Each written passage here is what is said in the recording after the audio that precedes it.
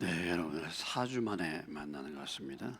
예, 그동안의 말씀을 잊어버리실지 모르겠는데 오늘은 열왕기상 6장을 나가는 시간이 되겠습니다. 6장, 열왕기상 6장.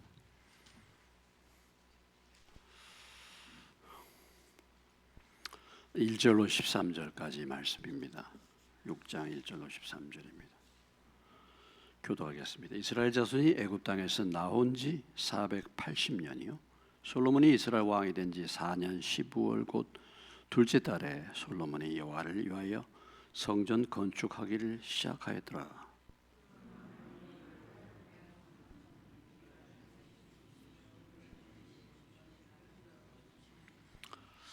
성전의 성수 앞 주랑의 길이는 성전의 너비와 같이 20규빗이요 그 너비는 성전 앞에서부터 10규빗이며 그 성전의 벽 곧 성소와 지성소의 벽에 연접하여 돌아가며 다락들을 건축하되 다락마다 돌아가며 골방들을 만들었으니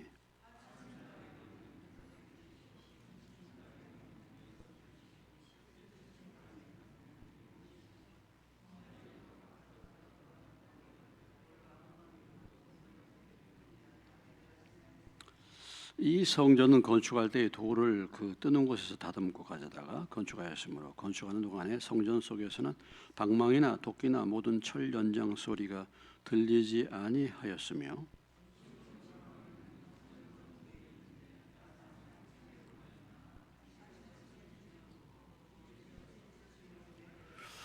성전의 건축을 마치니라. 그 성전은 백향목 석가래와 널판으로 덮었고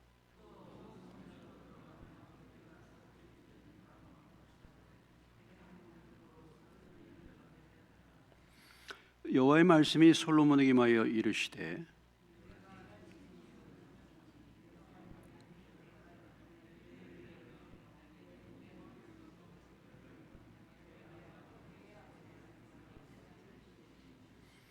(13절) 다 같이 내가 또한 이스라엘 자손 가운데 거하며 내 백성 이스라엘을 버리지 아니하리라 하셨더라. 아멘. 잠깐 기도하겠습니다. 주님, 기록한 말씀을 통해서 성령님께서 교훈과 책망과 바르게 함과 의로 교육하셔서 저희들이 하나님의 사람으로 변화될 수 있도록 도와주옵소서. 예수님의 이름으로 기도합니다. 아멘. 성전을 건축하려다가 건축이 4주간 중단됐다가 다시 시작됩니다. 다시 시작이 되네요. 성전 건축을 위해서 준비를 다 했죠. 성전 건축을 위해서 필요한 준비가 무엇이겠습니까? 건축 재료가 필요하죠. 건축하는 일꾼이 필요합니다. 그 외에 이제 재정적인 뒷받침들이 이제 필요하겠죠. 이런 준비들을 다 갖추었고 많은 부분은 다윗이 이것을 준비를 했습니다. 그래서 이 일꾼들, 역군들이 3만 명, 또 짐 날르는 짐꾼이 7만 명, 산에서 돌던 자가 8만 명, 감독이 3,300, 그러니까 18만 3,300명. 아주 막대한 그런 일꾼들의 숫자죠. 일꾼들의 숫자입니다. 공주시 인구의 1.8배 정도 되는 그런 많은 사람들이 일꾼으로 이렇게 준비가 돼서 이제 드디어 건축이 시작이 됐습니다. 자, 오늘 6장 1절로 13절까지는 건축의 외형 건축입니다. 그러니까 틀을 잡는 거죠. 외형으로 이제 지금으로 말했던 외형만 지금 건축을 하는 것인데 그 외형을 어떤 스타일로 만들었는가, 규모는 어떤가, 그리고 이 외형 건축이 끝난 후에 하나님이 어떤 말씀을 주셨는가, 이런 부분으로 나누어 있습니다. 그럼 이 성전 건축이 언제 시작됐는가? 시작되는 해로부터 이제 6장이 시작되죠. 1절을 우리가 다시 한번 보시면 1절 같이 한번 읽어보겠습니다. 다시. 이스라엘 자손이 애굽 땅에서 나온 지 480년이요 솔로몬이 이스라엘 왕이 된 지 4년 15월 곧 둘째 달에 솔로몬이 여호와를 위하여 성전 건축하기를 시작했다 그랬습니다. 성전 건축의 해죠. 언제 시작했는가? 애굽에서 나온 지 몇 년 만에 480년 된 해 이 성전을 건축했다. 애굽에서 나오면서 하나님이 광야에서 주신 하나님을 예배하는 처소가 무엇이었죠? 성막이라 그러죠. 태버네클, 성막. 이동식 텐트 성전이죠. 왜냐하면 광야를 움직일 수밖에 없으니까 이동을 해야 되니까 텐트를 가지고 성막을 만들고, 이제 이스라엘이 자리를 잡아서 가나안에 정착하기 때문에 이제는 이동식 텐트 성막이 필요가 없게 되어서 이제는 고정된 건물인 성전을 건축하게 됐는데, 이것이 480년 만에, 애굽에서 나온 지 480년 때에 솔로몬 왕 몇 년에? 4년에 건축했다. 광야 생활을 몇 년 했죠? 광야 생활 약 40년. 광야 생활 몇 년이야? 40년. 가나안 점령의 전쟁의 시간이 전체적으로 점령하는 기간이 약 32년이 걸렸다 그래요. 가나안 전쟁은 몇 년? 7년이지만 그 가나안에 평정하기 때까지 약 32년. 사사시대가 약 331년. 사사시대가 그렇습니다. 그리고 사울의 통치 일반적으로 40년 잡는데 사울의 통치가 33년. 다윗의 통치가 몇 년? 40년. 그리고 솔로몬 지금 현재 4년 해서 480년. 이렇게 이제 시간이 계산이 된 겁니다. 여기 이제 15월 둘째 달, 이게 한 4월이나 우리 달력으로 하면 4월이나 5월 경에 이 건축이 이제 시작이 되었다라는 것입니다. 자, 건축하는 시기가 이렇다는 거죠. 이것을 볼 때 우리가 뭐든지 이 때가 있는 것입니다. 시기가 있는 거죠. 때가 있는 거예요. 하나님의 차릴 때가 있어요. 때가. 저희도 참 교회 건축을 한다고 했는데 때를 못 맞춰가지고 얼마나 고생을 많이 했습니까? 마음이 앞서가지고. 사실 제가 그 박대우 집사하고 하기로 원래 마음을 정했었는데 그 집사님이 공사가 잔뜩 벌려져 가지고 때가 안 맞았으면 지금 생각해 보면 기다렸어야 되지. 박 집사님을 기다렸어요. 그런데 기다리지 못하고 이 일이 시작이 돼가지고 참 고생, 진짜 정말. 하나님의 때가 있습니다. 성전 건축을 간절히 열망했던 사람이 누구였습니까? 다윗이었잖아요. 다윗이 뭐예요? 건축 못했죠. 왜? 하나님이 허락하지 않았어요. 다윗이 건축할 때가 아니에요. 그러니까 다윗이 양보하고 자기는 그렇게 짓고 싶었지만 준비만 하고 누구에게 넘겼습니까? 솔로몬에게 넘긴 거잖아요. 그러니까 때를 알면 참 그렇죠, 우리가. 때를 알면 참 시기를 분별하는 거, 때를 기다리고 때를 잘 맞추는 거, 우리 인생의 삶에 굉장히 중요한 것입니다. 여러분, 우리의 삶 한번 돌아보십시오. 때를 기다리지 못해가지고 때를 기다리지 못해. 항상 뭐예요? 앞질러 나가가지고 어려움을 겪은 일들이 한두 번이 아니지 않습니까, 여러분? 조급해가지고 그렇지 않습니까? 지금이 잠잠히 기도할 때인지, 지금 나서야 할 때인지, 지금이 회개할 때인지, 지금이 아주 즐거워할 때인지, 다 때가 있잖아요. 때가. 내가 지금이 근신할 때 지금이 잘못을 행하고 조심하고, 우리가 그렇잖아요. 세상에서도 무슨 잘못을 하면 징계받고 근신하잖아요. 그럴 때는 근신해야 되잖아요. 지금이 회개할 때인지, 지금이 근신할 때인지, 지금이 기도할 때인지, 무엇을 할 때인지, 지금이 앉아 있을 때인지 서 있을 때인지, 앉고 서는 것을 모르는 사람들이 너무 많아. 때를 모르는 사람들이 많죠.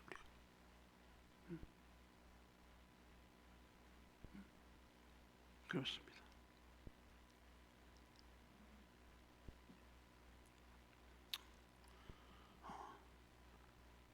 요셉을 보세요. 요셉. 참 보면은 우리가 생각하는 것과 참 하나님이 생각하는 것은 너무 다른 경우가 많이 있잖아요. 요셉이 뭐 하나님 말씀대로 살았는데, 요셉이 억울하게도 어떻게 됩니까? 누명을 써가지고 어떻게 됐어요? 감옥에 갇혔잖아요. 감옥에서 어떤 일 했습니까? 감옥에서 술 맡은 관원장이 복귀할 것을 얘기하고, 당신이 복귀하게 되면 나 좀 생각해 달라고, 내가 잘못한 사람이 아니라고 부탁을 했는데, 술 맡은 관원장이 복귀한 다음에 요셉을 어떻게 했어요? 잊어버렸잖아요. 아니, 그럴 수가 있나? 요셉을 잊어버려가지고, 요셉이 뭐예요? 감옥에서 몇 년 동안을, 2년 동안을 썩잖아요. 어떻게 본다면 썩어. 감옥에서. 왜 감옥에서 하나님이 2년을 요셉을 애매하게 뒀을까? 그 세월은 요셉에게 있어서 없어지는 시간인가? 그렇잖아요. 요셉이 뭐 영양이 부족해가지고 콩밥을 더 많이 먹이려고 2년을 거기다가 넣어놨나? 그거 아니잖아요. 그런데 가만히 보면은 무엇 때문에? 풍년 흉년 바로가 그때 꿈을 꿨단 말이에요. 2년 후에. 만약에 술 맡은 관원장이 복직한 다음에 바로 요셉을 풀어줘 버렸어. 그럼 어떻게 되겠어요? 풀어줘 버렸어. 그럼 나중에 뭐야? 바로가 꿈꿨는데 옛날에 나에게 이렇게 해준 사람이 있었다는데, 요셉을 뭐야? 찾으려고 해도 찾기가 뭐예요? 이제는 지금같이 다 이렇게 등록이 돼 있고 하면 모르지만, 옛날에는 어디 떠나면 찾기가 얼마나 어려운데요. 감옥에 딱 갖다 놓으니까 거기 있으니까 금방 찾지. 다 때가 있는 거 아니겠습니까? 요셉이나 다윗이나 하나님이 기름을 부어서 왕으로 이미 기름을 부었지만은, 기름 부은 다음에 다윗이 왕이 될 때까지는 몇 년이 걸렸어요? 거의 13년, 10여 년이 걸렸어요. 때가 아직 아니야. 내가 기름 부음 받았다고 내가 왕이네 이게 아니고, 연단을 받아야죠. 연단을 받아야 돼.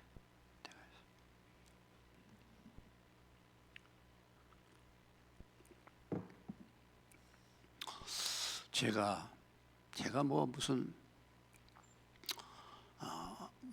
해외에 나가는 강사가 되겠습니까? 제가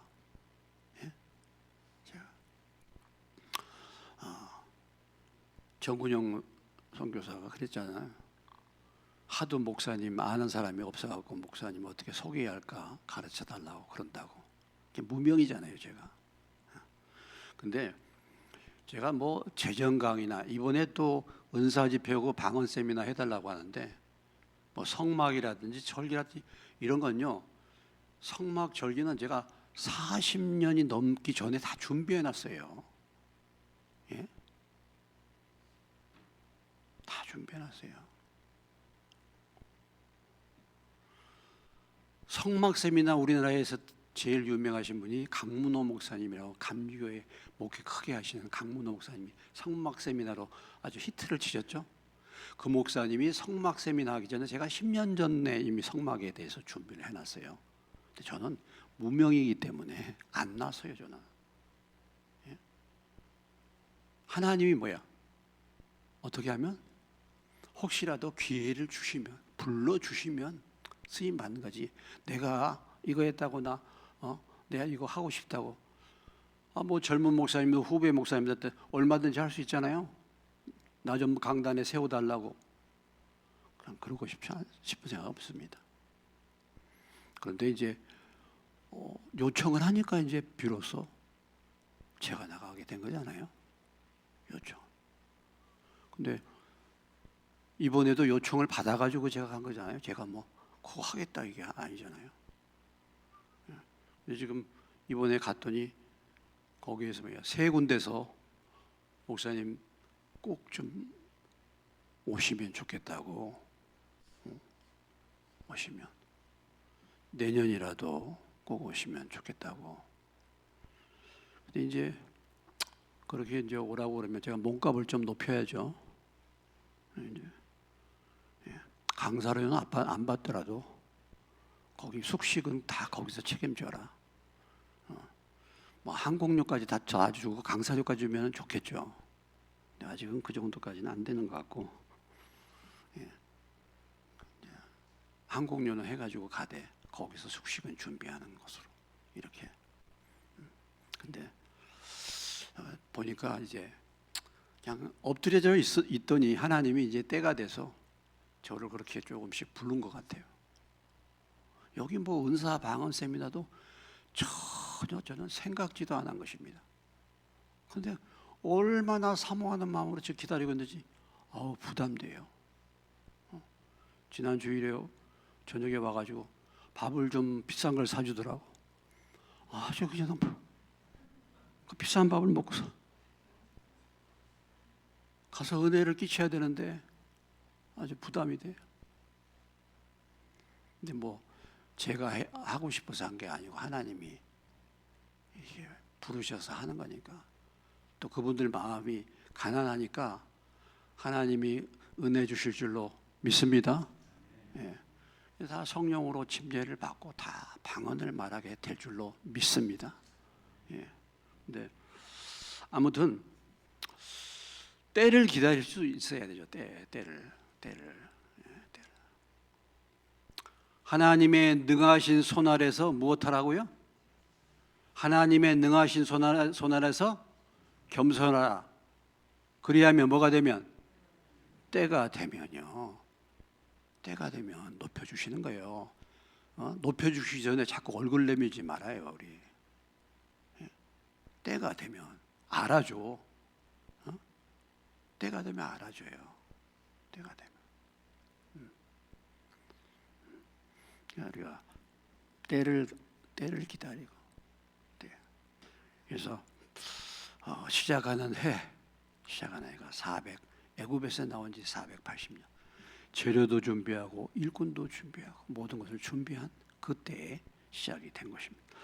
자, 이제 2절로부터 그 규모와 외형을 가만히 구조를 보면요. 솔로몬 왕이 2절 여호와를 위하여 건축한 성전은 길이가 얼마요? 60, 너비가 20, 높이가 30. 여러분 큐빗이 뭡니까? 큐빗이?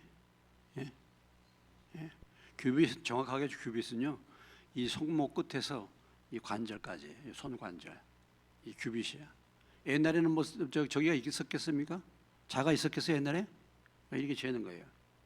근데 여기서부터 여기 오고, 여기 오고, 이태근 장로님이 여기 오고, 좀 차이가 있겠죠? 평균적으로 45cm, 45cm면 계산이 복잡해지잖아. 50cm로 잡아요. 그럼 60큐빗이면 30m야. 길이가 얼마? 30m. 그 다음에 너비가 20큐빗이니까 너비가 10m. 이 정도로 생각해요. 9m 50인데 정확하게 하면 높이가 뭐예요? 9m. 높이가 39m. 약 15m. 높이가. 우리 교회 여기 지금 여기가 5m 정도 되니까 15m. 상당히 규모가 크죠. 성막은요 테니스 코트만 하는 건데 그래도 이 규모가 성막보다는 2배 정도. 아주 큰 뭐 그런 적은 아니지만은 성막보다 2배 정도의 그런 크기로 지금 만들었다. 자, 성전의 성수합 주랑의 길이가 성전 너비와 같이 29규빗 이렇게 지나가는 그런 것이죠. 예, 너비가 뭐 10규빗이고 창틀 있는 붙박이 창문도 내고 벽에 연접하여 돌아가며 다락들을 건축하고 다락마다 돌아가며 골방들을 만들고 이게 서로 이렇게 돌아가며 연결시켜서 만들어졌다. 이런 이제 표현들이 이제 나오죠.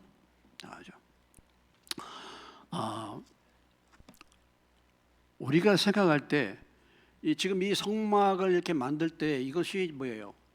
그냥 만든 것이 아니죠. 예? 지금 이 모든 사이즈나 이런 것들이 그냥 만든 것이 아니라 누구의 명령을 따라? 하나님의 말씀을 따라서. 하나님의 말씀. 자, 역대상 뒤에 28장에 가보시면 역대상 뒤에 있습니다. 28장에 가보시면요.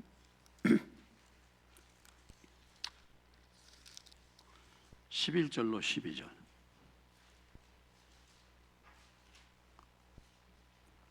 653페이지 28장 11절로 12절입니다. 같이 읽겠습니다. 다윗이 성전의 복도와 그 집들과 그 곳간과 다락과 골방과 속죄소의 설계도를 그의 아들 솔로몬에게 주고 또 그가 영감으로 받은 모든 것 곧 여호와의 성전의 뜰과 사면의 모든 방과 하나님의 성전 곳간과 성물 곳간에 무엇을? 설계도를 줬다. 그러니까 지금 이 성전을 짓는 이 설계도가 누구로부터 나왔습니까? 예, 하나님이 누구에게 주셨어요? 다윗에게 주신 것을 그 설계도면을 솔로몬이 가지고 건축을 시작했다 하는 것이죠.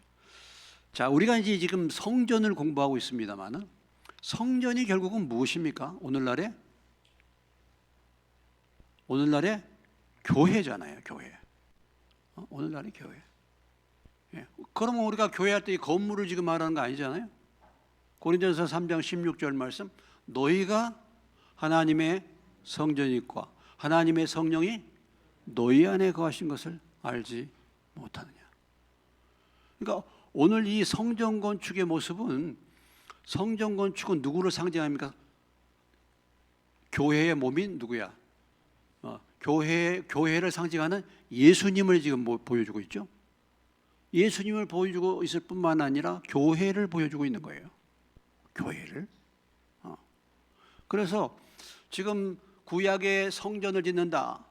이것은 뭐야? 오늘 신약의 이 말씀의 의미는 오늘 하나님의 교회를 어떻게 세워야 할 것인가를 보여주고 있는 거예요. 그러면 구약의 성전이 무엇을 따라서 지어졌습니까? 하나님의 설계도를 따라서. 그럼 오늘 신약의 교회는 어떻게 지어져야 되겠습니까? 세워져야 되겠습니까? 하나님의 말씀을 따라서. 그러니까 여러분, 우리 각자가 하나님의 말씀을 따라서 사는 사람으로 만들어지는 거죠. 이것이 성전을 짓는 거예요. 오늘날 의미에서. 하나님의 말씀이 구약의 성전의 설계도가 된 것처럼 오늘 우리가 신앙생활의 기준, 우리 각자가 하나님의 말씀을 따라서 사는 자로 변화되는 것이 하나님의 교회를 세우는 것입니다. 이것을 보여주고 있잖아요. 말씀이 기초가 되어야 되는 거 아니겠어요? 말씀 따라.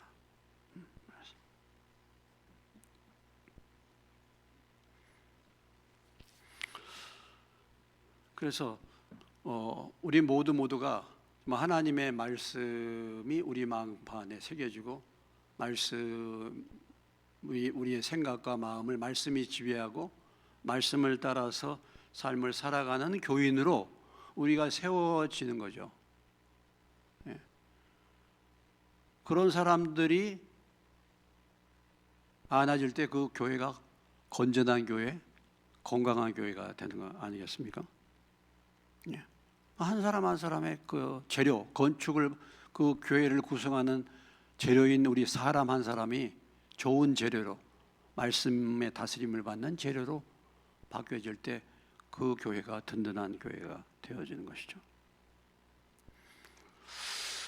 이렇게 연결된 이런 구조를 보면요, 에베소서를 우리가 가보십시다. 에베소서. 여러분이 잘 알다시피 에베소서는 교회에 대한 메시지입니다.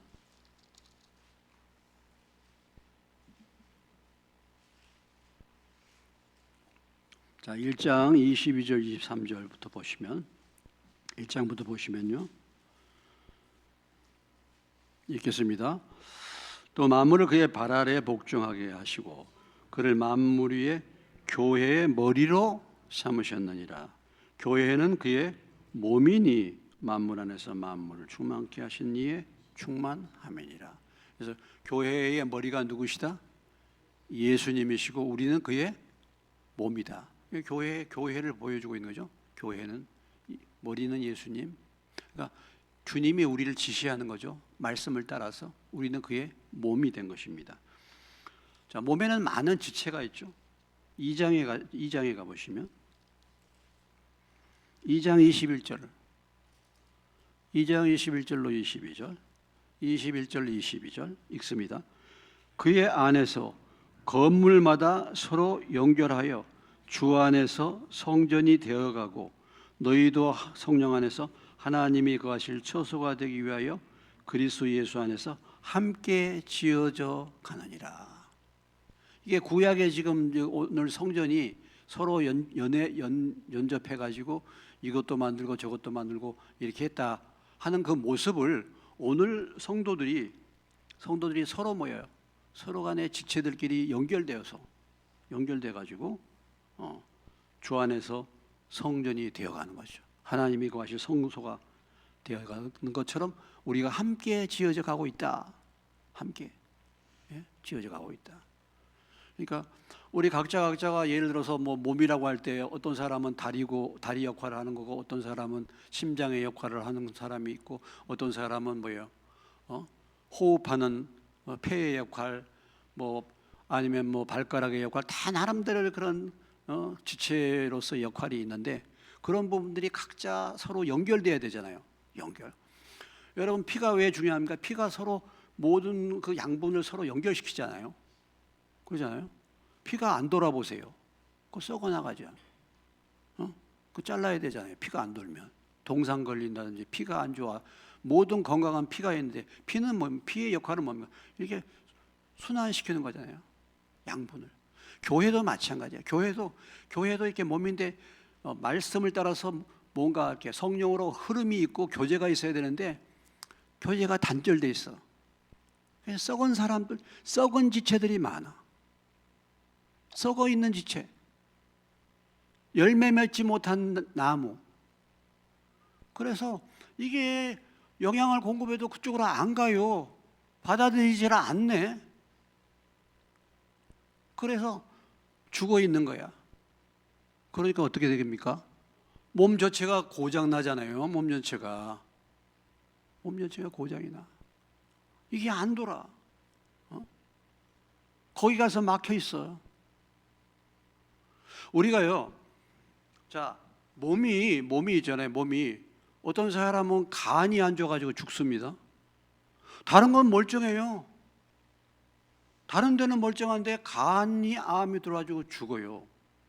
대장이 문제가 돼가지고 죽어요. 다른 데는 멀쩡하잖아. 건강하잖아. 한 부분이 문제가 생기면 다 죽는 거예요. 그게. 그리고 그것 때문에 얼마나 고통이 심합니까? 교회도 마찬가지. 교회도 주님의 몸인데 교회도 이게 뭔가 흘러야 되는데요. 전혀 교회 몸 안에 들어오지를 않아. 흐르지를 않아요. 그래서 거기서 지체가 썩고 있어. 그 비법이 뭔지 아십니까? 잘라내야 돼요. 잘라내. 뭐예요? 열매 맺지 않는 나무는 뭐예요? 열매 맺지 않는 가지는 뭐예요? 뭐라 그랬습니까? 제하여라 그랬잖아요. 왜? 왜 그랬습니까?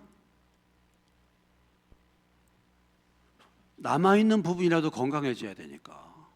그것 때문에 뭐예요? 그것 때문에 나무가 제대로 열매를 못 맺는 거예요. 그걸 보고 뭐라 그러죠? 가지를 잘라내는 것을 뭐라 그래요? 예? 전지.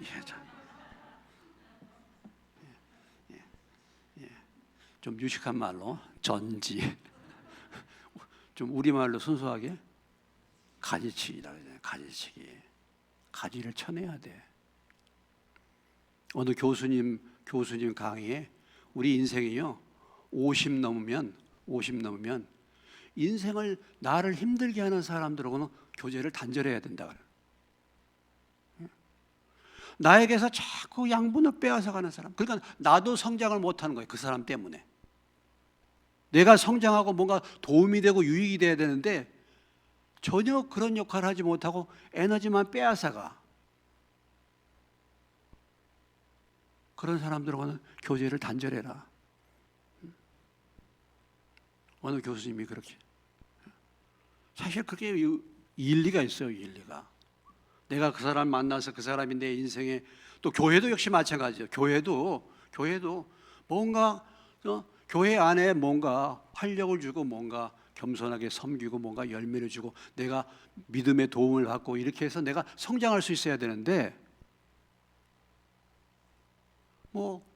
지금쯤은 성장할 때가 됐는데도 여전히 나의 에너지만 빼앗아 가면요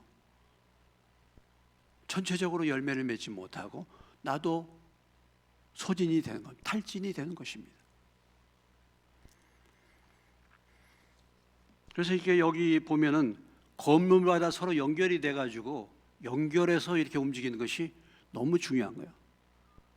그렇기 때문에 교회에서 정말 중요한 것은 뭐냐면 교제라고 말할 수 있어요. 교제.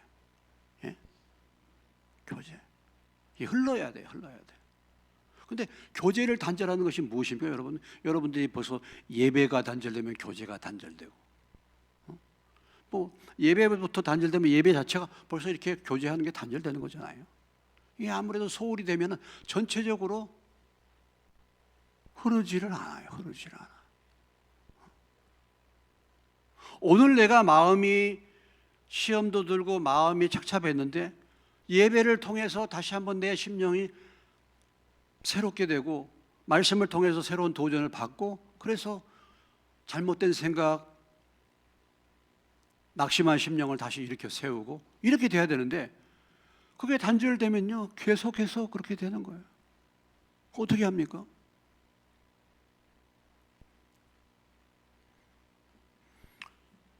그래서 우리가 교회 그러면 여러분 한문으로 어떻게 말하죠? 교회 그러면 가르칠 교자를 쓰잖아요.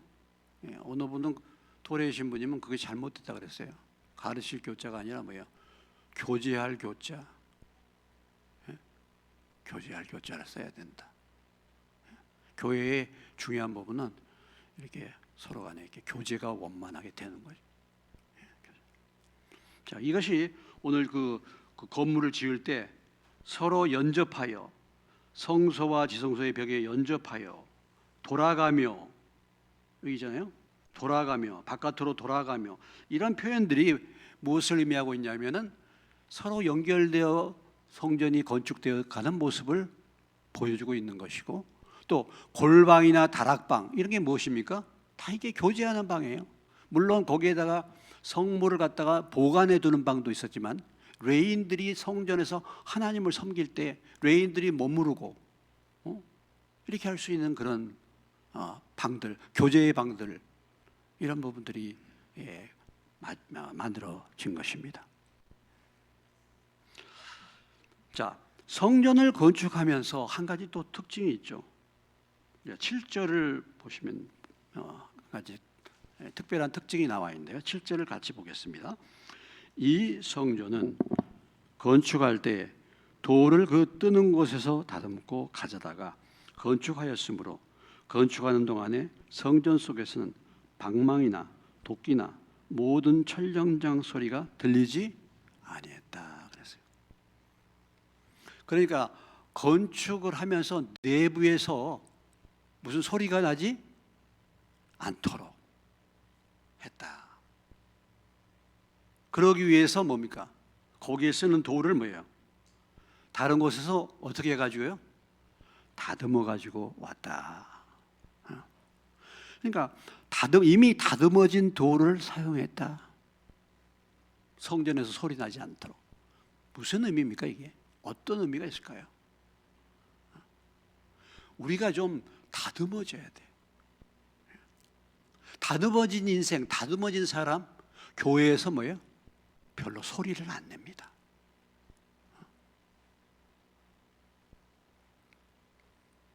원망, 불평, 다툼 이런 소리가 잘 나지 않아요.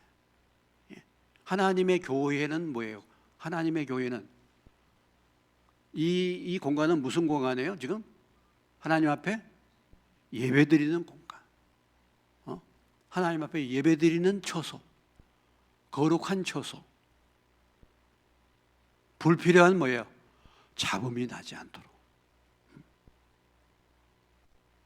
하나님이 왜 다윗에게 성전 건축을 시키지 않았습니까? 다윗이 뭘 많이 했어요? 피를 많이 흘려서. 거룩한 성전을 다윗이 그렇게 하나님을 사랑한다 하지만은 다윗에게 맡기지 않은 이유가 바로 거기에 있었던 거죠. 그것처럼 교회 안에서 교회를 세우고 교회 일을 위해서 봉사하고 섬길 때에 묵묵히 겸손히 소리 안 나게 하라. 인간의 생각과 인간의 소리가 교회 안에 너무 커. 잡소리가 너무 많아요. 어떤 일을 행할 때 보면은 그래요. 정말 하나님이 그렇게 말씀하셨는가? 그러면 그 말씀을 주장할 수 있겠죠.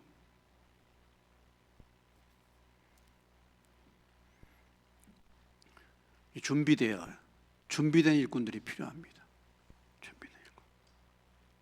그런 사람들이 있으면요, 이 일들이 아주 조용하면서 물 흐르듯이 진행이 돼야 되는 거예요. 무슨 일들이 그냥 조용하면서 별 요란하지 않으면서 그냥 물 흐르듯이 이렇게 진행이 돼야 되는 거예요. 그런데 무슨 일을 하면은 별별 소리가 많아. 이런 소리, 저런 소리. 왜 그렇습니까? 다듬어지지가 않아서 그렇죠. 그런 사람들은 어떻게 해야 돼? 예? 바깥으로 돼가지고 정으로 막 쪼아요. 예? 쪼아. 정으로.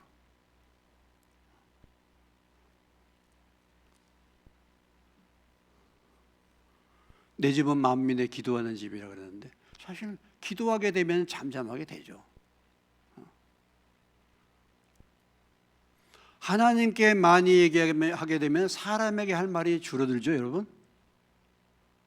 그렇습니까? 하나님 앞에 많이 얘기하면 사람들에게 할 말이 줄어들죠.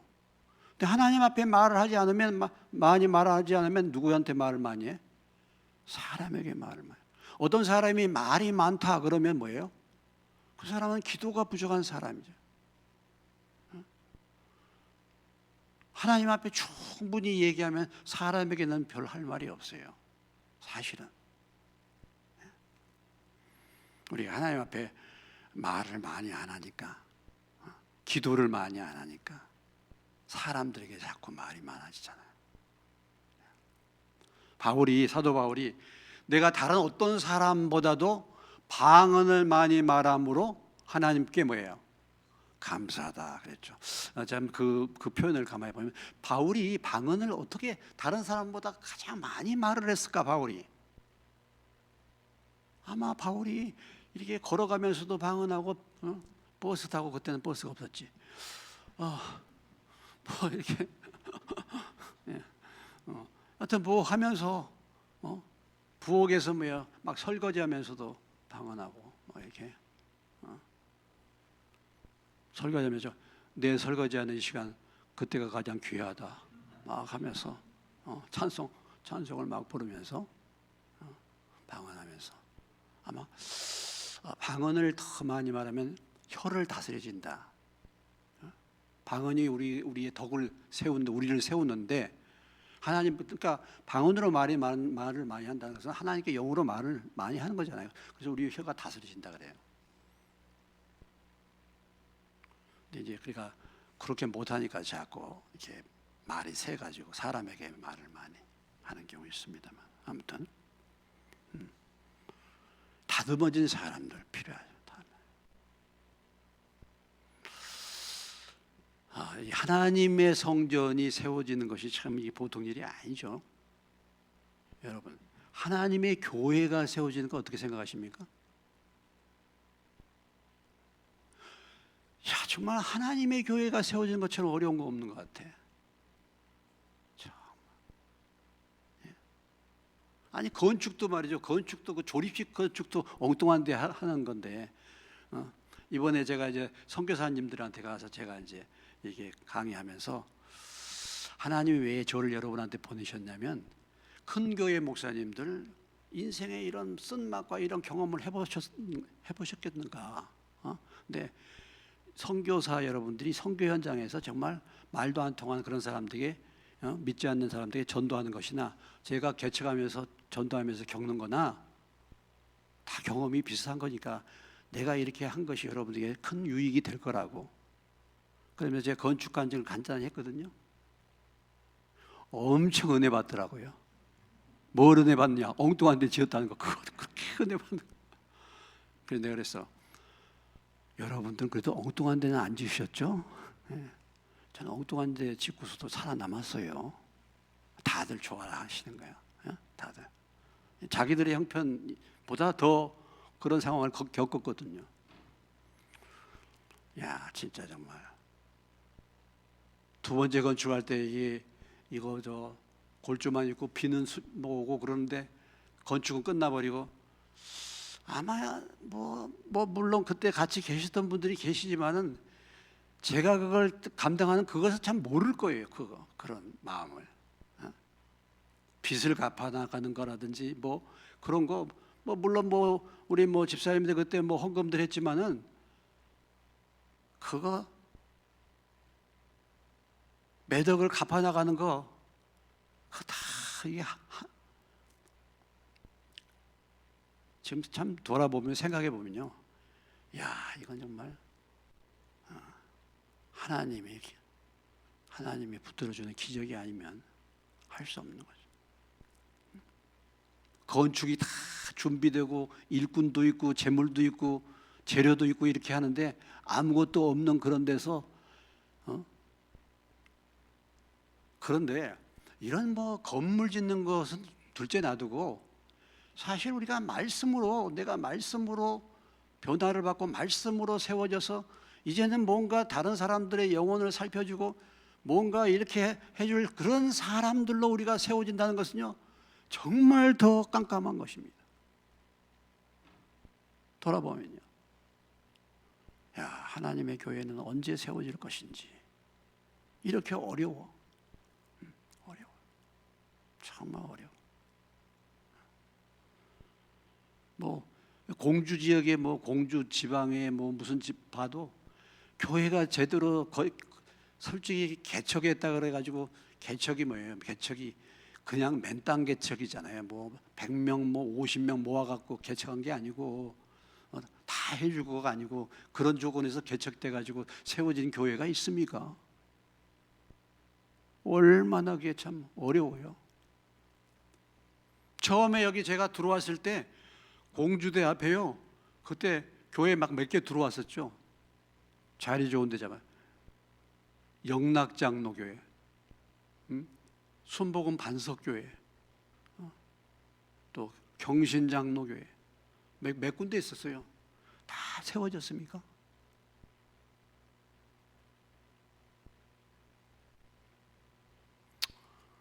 어쩌면 저희들은 뭐 잘하든 못하든 목숨 걸었으니까 이렇게 온 거지. 그렇지 않고서는 참 마귀가 하나님의 교회가 세워진 것을 가만히 두겠습니까?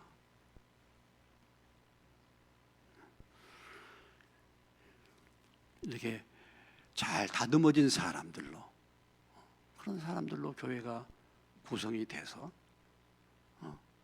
세워지면 금방 교회가 세워질 수 있죠. 근데 뭐 우리 각자가 보면은 각자가 이건 다들 럭비공이야. 어디로 튈지를 몰라. 어디로 튈지 몰라. 그러니 이걸 다 다듬어야 되는데 다듬어지지 않는 돌들이 막 모여서 이렇게 부딪히니까 별별 요란한 소리도 나고 별별 문제도 겪고 그런 과정을 이렇게 거쳐왔던 것 같습니다. 지금까지 보면은 아무튼 네. 그래도 오늘 이 자리까지 온 것이 하나님의 은혜인 줄로 믿습니다. 하나님의 은혜죠. 진짜 정말 이제 목회 끝났구나. 제가 그렇게 생각할 때가 한두 번이 아니었어요. 하나님이 그래도 이 교회를 세우기 위해서 붙들어 주신 것이죠.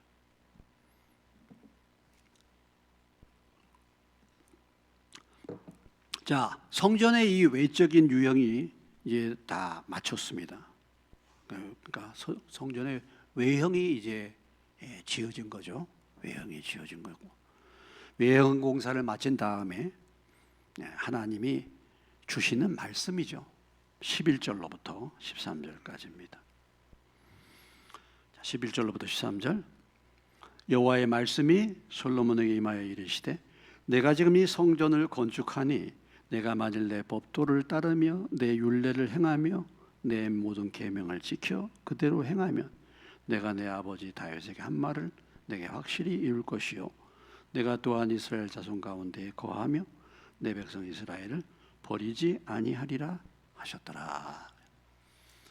자, 성전 건축 앞에 외형을 마감한 다음에 하나님이 뭐예요? 솔로몬에게 말씀을 주셨습니다. 어떤 말씀을 주셨습니까? 격려의 말씀, 경고의 말씀, 주의사항이죠. 주의사항. 주의사항. 어떤 주의사항입니까? 법도를 따르며 율례를 행하며 모든 계명을 지켜 그대로 행하면 다윗에게 한 말을, 다윗에게 한 축복을 내게 이루어질 것이다.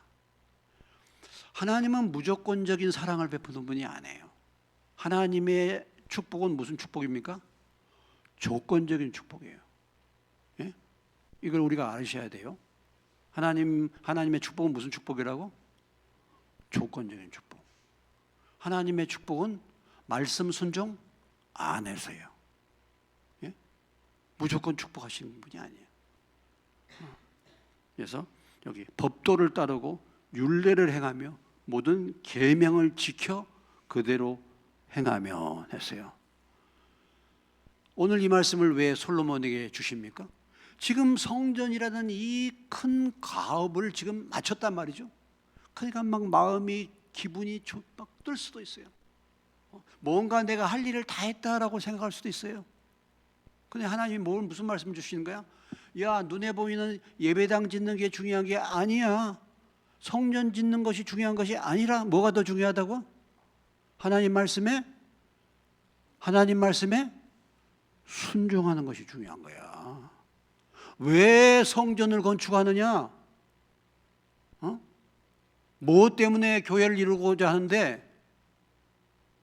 하나님 말씀에 순종하는 거 아니겠어요? 하나님 말씀을 배우고 하나님 앞에 예배하고 하나님 말씀을 따라서 지켜 행하는 삶을 사는 자로 세움받기 위해서 교회를 이루는 것이고 예배당 짓는 것이지, 예배당 지었으니까 이제는 교회가 든든하구나 그렇습니까?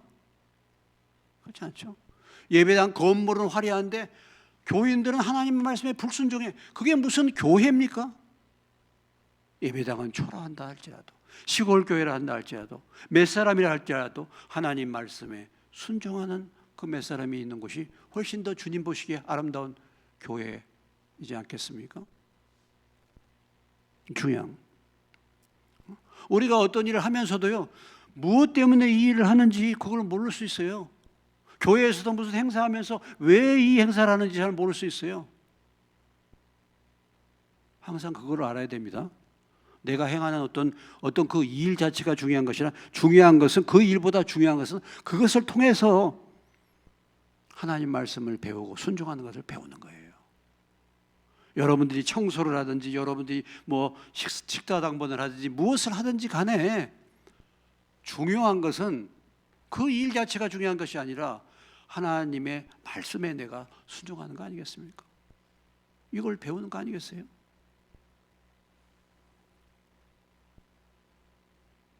그래서 지금 이 예배당을 짓고 완공을 해서 건축을 마쳤는데, 이 솔로몬에게 하나님이, 야, 너 건축하느라고 엄청 너 수고 많이 했다. 좀 쉬어라.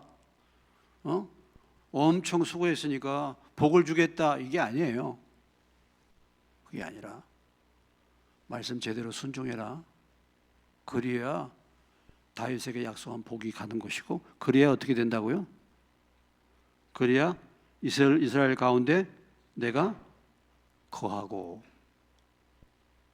내 백성 이스라엘을 버리지 아니하리라. 무슨 말입니까? 축복이 오래 간다 이거예요. 축복이 버리지 않으니까 오래 가는 거고, 또 주님이 무엇 하시겠다고요? 거한다. 주님이 뭐 하신다는 거예요? 임재하신다는 거예요. 주님의 임재가 얼마나 중요합니까? 주님이 임재가 떠나버린 교인들 많아요. 우리도 그럴 수 있지 않습니까? 사울이요, 하나님이 벌써 떠났는데 바울이 그걸 모르고 왕노릇으로 오래 하잖아요. 이미 하나님은 이미 떠나버렸어요. 이미 하나님은 사울을 버려버렸어요. 바로 불순종하니까 바로 하나님이 버려버리고 다윗을 지목했는데, 사울은 그것도 몰라. 그리고 자기가 여전히 왕으로 그렇게 빈 껍데기잖아. 하나님과는 관계가 단절돼 버렸으니까. 그러니까 나중에 긴급한 상황이 벌어지니까 무당까지 찾아가잖아요. 신접한 여인을. 자기 상태가 그렇게 된지를 모르는 거야.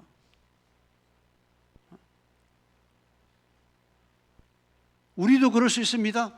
내가 목사인데, 내가 장로인데, 내가 집사인데, 야, 내가 너를 떠난 지 이미 오래됐다. 그럴 수 있어요. 너 내 음성 듣니? 지금 너를 향한 하나님의 뜻이 뭐냐? 지금 너가 하기를 원하는 게 뭐냐? 하나님이 너에게 지금 요구하는 게 뭐냐? 캄캄하네요. 기도에도 응답도 없고, 도대체 하나님 뜻이 무엇인지도 모르고, 이미 하나님이 떠난 거예요, 이미. 그러면서도 내가 뭐나 된 것처럼, 내가 직분이 있으니까, 내가 뭐니까, 이미 떠나버릴 수 있습니다.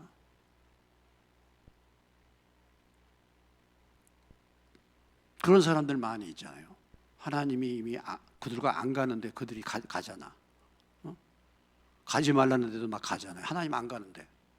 이스라엘 백성들이 가데스 바네아에서 하나님의 약속의 말씀을 믿지 않으니까, 못 들어가니까 모세를 통해서 하나님이 너희들 이제 고생한다. 너희들 40년 동안 광야에서 빙빙 돌 것이다. 그러니까 그때서야 우리가 갑니다 하고 막 가잖아. 그러니까 모세가, 야, 가지 말아라. 하나님이 법궤도 여기 있고 하나님이 너희와 함께 가지 않는데 가서는 안 돼. 그런데 막 가잖아요. 가가지고 아말렉인들에게 패배해가지고 호르마라는 지역까지 도망쳐 나오잖아. 가지 말라는데 하나님 안 가는데. 이미 하나님이 떠난 것입니다. 그러니까 하나님이 떠난 인생은요, 하는 일들마다 안 되는 거예요. 하는 일들마다 도대체 이게 뭔지를 모르는 거예요. 이미 하나님이 떠나셨기 때문에 그런 것입니다. 여러분들이 말씀과 기도 가운데 거하시면은 하나님이 여러분들을 인도하시죠. 하나님. 근데 이미 하나님이 영이 떠났어.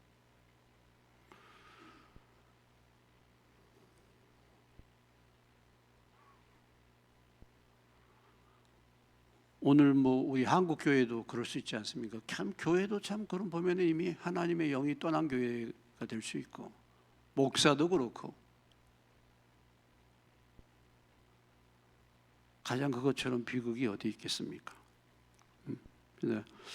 다시 한번 지금 솔로몬에게, 성전 건축한 솔로몬에게 하나님이 이 부분을 상기시켜 주는 거잖아요. 경고. 예배당 건축이 중요한 게 아니야. 예배당 건축하는 목적이 뭐냐? 말씀을 잘 따라서 살아라. 이거 주는 거 아니겠습니까? 나는 말씀을 따라서 살고자 하는가? 여러분 어떻습니까? 여러분 내 중심에는 정말 하나님의 말씀을 붙들고 어찌됐든 간에 내가 살기를 원합니다. 그렇습니까? 아니 근데 전부 내 생각이야. 우리가 하나님 여기 보면 계속해서 솔로몬에게 강조한 거, 법도, 율례, 계명 막 이렇게 나오잖아요. 계속해서. 그러니까 이게 얼마나 중요한가를 계속 보여주고 있잖아요. 여러분 하나님 말씀에 익숙한 자가 돼야 되잖아요. 예? 하나님 말씀을 사모하시고 이렇게. 예? 성경의 많은 왕들 가운데서 제일 빨리 등극한 왕이 누구죠? 그럼 빨리 나와야 되잖아요. 성경에 보면 뭐 아하수에르 왕도 있고, 뭐 아닥사스다 왕도 있고, 뭐 베나닷도 있고, 모압 왕 에글론도 있고, 사울 왕, 다윗, 솔로몬, 남북 왕조로 해서 르호보암, 아비야, 마사, 여호사밧, 여호람, 아하시아, 아달랴, 요아스, 아마사, 우시아, 요담, 아하스, 히스기야, 므낫세, 아몬, 요시아, 여호아스, 여호아킴, 여호아킨, 시드기야, 막 이런 많은 왕들이 막 있어요. 남쪽에, 북쪽에도 막 쫙 있어요. 이런 왕들 가운데서 제일 먼저 빨리 등극한 왕이 누군가? 빨리 나와야 되잖아요. 안 나오죠. 바로 왕. 바로 왕이 돼버렸잖아요. 그거 다 알고 계신가? 제일 빨리 왕 된 사람 바로.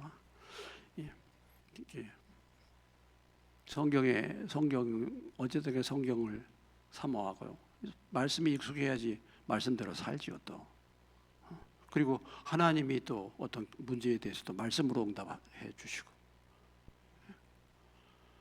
하나님이 응답하기를 원하시는데 말씀이 없어. 그러면 어떻게 될까요? 내가 저분에게 응답을 주려고 해. 하나님이 말씀으로 주셔야 되잖아. 근데 이관희 장로님이 말씀이 없어. 그럼 어떻게 해야 돼? 예? 주고 싶은데 지금 말씀이 없어. 그럼 어떻게 해? 꿀밤을 주는 거예요. 그래서 우리가 맞는 거예요. 주고 싶은데 말씀이 없어. 또 꿀밤을 맞는 거야. 정신 차리라고 이렇게. 자, 아무튼 오늘 예배당 건축, 성전 건축 때의 중요성에 대해서 시작할 때가 있었다는 것. 또 한 가지는 설계도 따라서 지었다는 거죠. 하나님의 말씀. 그리고 무엇입니까? 이 성전 건축하는 가장 중요한 목적이 바로 이러한 삶을 사는 자가 되어서 하나님이 주시는 복을 받도록 하기 위해서 이것을 솔로몬에게 다시 말씀해 주셨습니다. 오늘 우리가 이 기록된 말씀을 통해서 저나 여러분에게 각각 우리에게 주어진 말씀이 있을 텐데 다른 것보다도 무엇보다도 다시 한번 우리가 그렇구나 하나님 말씀 따라서 사는 자로 우리의 신앙생활의 모든 초점과 목표가 하나님 말씀에 순종하는 자가 되는 것, 이것이 너무나도 중요하다는 사실을 다시 한번 교훈 받을 수 있는 저와 여러분 되시길 주님의 이름으로 축원합니다. 오늘 말씀을 생각하면서 잠깐 같이 주님, 우리 교회도 이런 교회가 되기를 원합니다. 주님 우리 교회도 다른 어떤 것보다 말씀이 풍성해요. 말씀에 순종하고 말씀 따라 사는 다듬어진 믿음의 일꾼들 우리가 될 수 있도록 1, 2분간 같이 기도하겠습니다. 하나님 아버지, 하나님의 성전, 오늘 교회를 의미하는데 주님이 이 땅에 교회를 세우신 가장 중요한 목적이 무엇이겠습니까? 주님의 말씀 따라 사는 자, 주님의 말씀이 설계도가 되어서 말씀이 우리의 마음과 생각을 지배하고, 그래서 말씀을 따라서 순종하며 행하는 삶을 사는 하나님의 일꾼들로, 그로 말미암아 하나님이 약속하신 그 복을 받게 하시고 우리를 붙들어 주시고 우리와 함께 하시고, 우리가 주님의 임재 가운데 거하시며 우리의 축복이 자손되도록 아버지 하나님 흘러가야 될 것을 우리에게 다시 한번 말씀해 주셨습니다. 하나님 아버지, 이 교회를 붙들어 주시고 하나님 아버지 저희를 붙들어 주셔서 우리가 말씀을 사모하고 우리가 말씀을 따라서 아버지 하나님 말씀을 붙들고 행하는 그런 자들로 변화될 수 있도록 은혜 베풀어 주시기를 기도하고 바랍니다. 주님, 저희 교회에 속한 모든 성도들이 하나님의 말씀을 사모하게 하시고 하나님의 말씀이 풍성히 거하게 하여 주시고 모든 지혜로 빛을 가르치며 권면하고 시와 찬미와 신령한 노래로 마음의 감사함을 하나님을 찬양, 무엇을 하든지 말이나 다 주 예수 이름으로 할 수 있는 믿음의 사람들 되어지게 도와 교회가 든든하게 세워지게 하여 주시옵소서. 예수님의 이름으로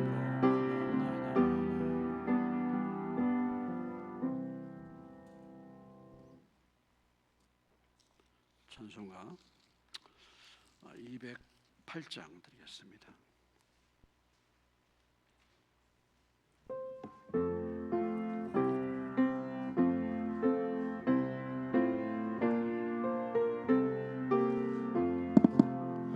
내 주의 나라와 주의 신성전과 피 흘려 사신 교회를 늘 사랑합니다. 내 주의 교회는 천성과 같아서 눈동자같이 아끼사 늘 보시네. 이 교회 위하여 눈물과 기도로 내 생명 다하기까지 늘 봉사합니다. 성도의 교제와 교회의 위로와 구주와 맺은 언약 늘 기뻐합니다. 하늘의 영광과 베푸신 은혜가 진리와 함께 영원히 시온에 넘치네. 아멘. 하나님 아버지, 티나 주름 잡힌 것이 없는 영광스러운 교회, 하나님의 교회인 줄로 믿습니다. 하나님이 이 교회를 세우게 하여 아들을 십자가에 내어 주시고 이 교회를 세워 주신 줄로 믿습니다. 주님의 십자가의 기초 아래 주님의 교회가 세워졌사오니 바라고 원하기는 이 교회가 하나님의 말씀으로 정말 부장된 교회, 하나님의 말씀을 연구하고 준행하고 가르치고 순종하는 교회로 우리 모두가 다듬어질 수 있도록 도와주셔서 하나님의 말씀만이 이 교회를 움직이고 다스릴 수 있는 그런 주님이 원하시는 교회로 우리가 변화되고 성장할 수 있도록 은혜를 베풀어 주시기를 원합니다. 하나님 아버지, 교회에서 소리가 나지 않는 정말 주님이 기뻐하시는 그런 묵묵히 우리에게 맡겨진 일을 감당할 수 있는 교회로 저희 교회가 성장할 수 있도록 은혜 베풀어 주시기를 원합니다. 우리 모두의 마음 가운데 우리 각자의 마음 가운데 다른 어떤 것보다도 하나님의 뜻을 따라 하나님의 말씀을 따라 삶을 살기로 작정하고 그것이 우리의 소원이 되는 그런 각각의 지체들로서 이 교회가 구성될 수 있도록 은혜를 베풀어 주시옵소서.